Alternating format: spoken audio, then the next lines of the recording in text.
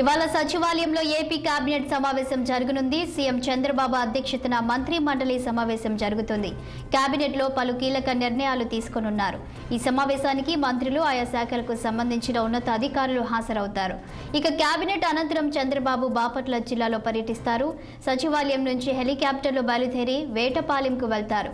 అక్కడి నుంచి రోడ్డు మార్గంలో చీరాల చంద్రాపేటలో గల BV and BN high school ground కు చేరుకోనున్నారు. అక్కడ జరిగే జాతీయ చేనేత దినోత్సవంలో సీఎం చంద్రబాబు పాల్గొననున్నారు.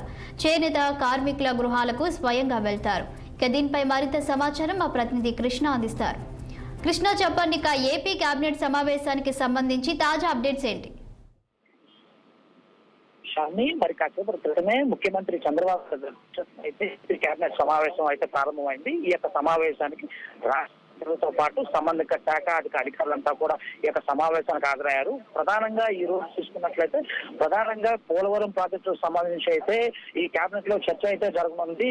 ఏదైతే బృందం అంటే విదేశీ బృందం వచ్చి పర్యటించి పోలవరం ప్రాజెక్టుకు సంబంధించి కొన్ని నివేదికలు ఇప్పటికే ఇచ్చారు. ఏదైతే దెబ్బతిన్న డయాఫ్రమ్ వాళ్ళు దెబ్బతిన్నది దీన్ని మళ్ళీ పునర్నిర్మించాలని చెప్పేసి కూడా ఏదైతే నిపుణుల బృందం చెప్పిన నేపథ్యంలో వారికి మళ్ళీ ఆ కొత్తగా నిర్మించేటువంటి డయాఫ్రమ్ వాళ్ళని కొత్తగా ఉన్న కాంట్రాక్టర్కి ఇవ్వాలా, లేకపోతే ప్రస్తుతం నడుస్తున్న కాంట్రాక్టర్కి ఇవ్వాలనే దానిపైన కూడా సంపూర్ణంగా చర్చిస్తున్నారు.